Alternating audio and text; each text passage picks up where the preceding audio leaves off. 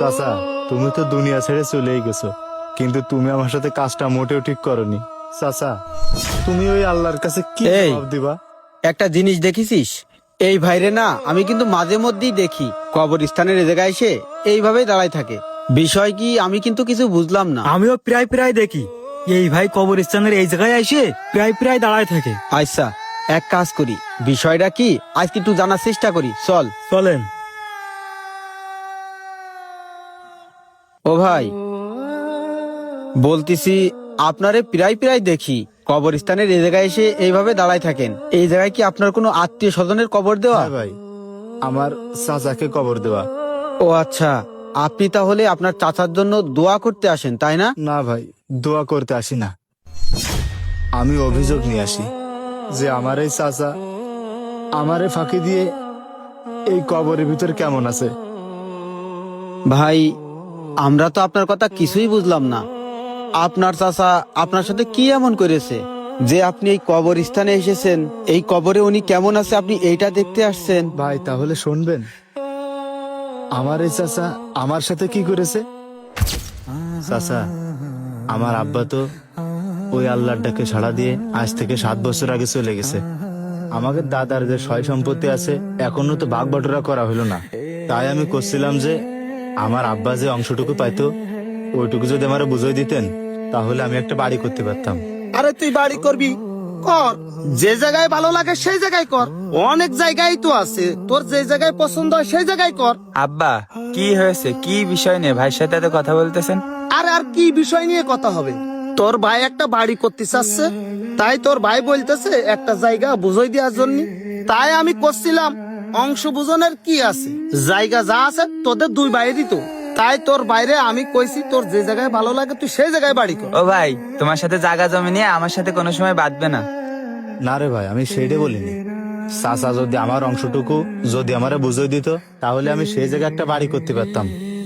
আরে বাবা, ওই নিয়ে তোদের দুই ভাইয়ের ভাগবে না নে। তোর যে জায়গায় ভালো লাগে তুই সেই জায়গায় বাড়ি কর, ও সমস্যা নেই। আচ্ছা আচ্ছা আচ্ছা, ঠিক আছে, আপনি যেটা ভালো মনে করেন সেটাই করেন। আসসালামু আলাইকুম। ওয়ালাইকুম আসসালাম। আব্বা, বিষয়টা কিরকম হয়ে গেল না? আরে বাপ, চাইপে যা, কি করব কি না করব সেটা আমার মাথায় আছে, বুঝিস নে তুই, এখন চাইপে যা।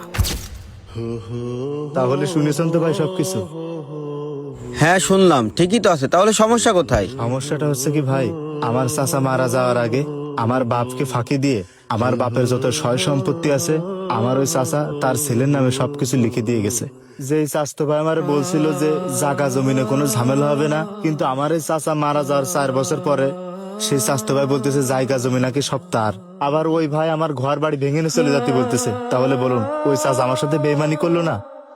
আমি শুনেছি নাকি যে ব্যক্তি এতিম সন্তানদের জায়গা সম্পত্তি ফাঁকি দিয়ে লিখে নেয় আমার ওই আল্লাহ তারে মাফ করে না।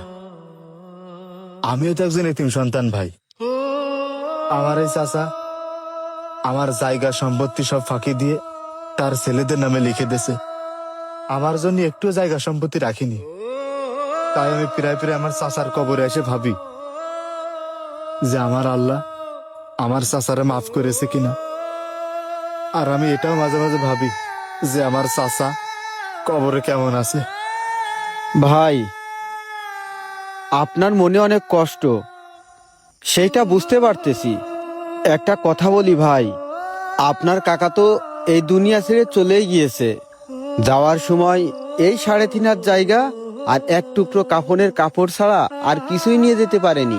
আর আপনার বিষয়টা আপনার চাচার ছেলেদেরও বোঝা উচিত ছিল, কিন্তু আপনি যে মনের ভিতরে ক্ষোভ রেখে দিয়েছেন, আমার মনে হয় আপনার চাচা ওই কবরে বেশি একটা ভালো নেই। তাই বলি কি ভাই, আপনার কাকার প্রতি আপনি কোনো রাক্ষোভ রাখেন না, বিন্দু মাত্র অভিযোগ রাখেন না। আর আপনার চাস্তো ভাইরা যে আপনাকে ঠকাচ্ছে, আপনার মনের কষ্টে গরম নিঃশ্বাসে আল্লাহর এই জমিনে আল্লাহ ভালো একটা ফয়সালা বের করে দিবেন।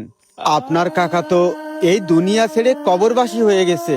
আজকে যদি আপনি আপনার ওই কাকারে মাফ না করেন তাহলে আমাদের ওই আল্লাহও আপনার কাকারে মাফ করবে না। তবে আপনি যদি আপনার কাকারে মাফ করে দেন তাহলে আপনার কাকারে আল্লাহ মাফ করে দিবে। দুদিনের এই দুনিয়ায় মানুষ কেন যে অংশীদারে ফাঁকি দেয় এটাই আমার বুঝে আসে না। আপনি আপনার কাকারে মাফ করে দেন। আর ক্ষমাশীলকে আমাদের আল্লাহ পছন্দ করে। আল্লাহ রাস্তে আপনার চাচাকে মাফ করে দিয়েন। আমরা তাহলে আসি। আচ্ছা ভাই, ঠিক আছে। আসসালামু আলাইকুম। এই সাকিব চল। ওয়ালাইকুম আসসালাম। মানুষ ক্ষণিকের এই দুনিয়ায় জায়গা সম্পদ নিয়ে কতই না বিবাদ সৃষ্টি করে, তারা এইটা কখনো চিন্তা করে না আমাদেরকেও একদিন কবরে যেতে হবে। ভিডিওটা যদি আপনার ভালো লাগে পেজটি ফলো করে একটি শেয়ার করে দিবেন। ধন্যবাদ।